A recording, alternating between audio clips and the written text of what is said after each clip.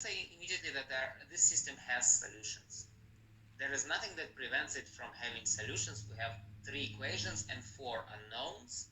And if you want to write the solution here, even though we were asked to write no solutions at this step, it kind of is useful to illustrate the point. So there are solutions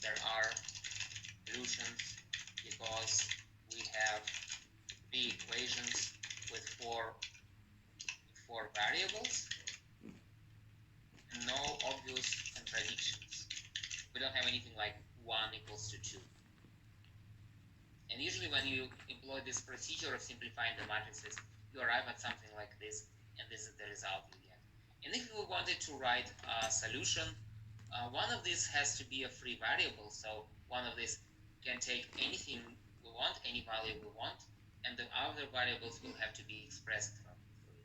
So we can say, for example, that x4 can be anything, then x1 we express from this, get x1 equals to 2x4 minus 3. X3, let's write x3 first.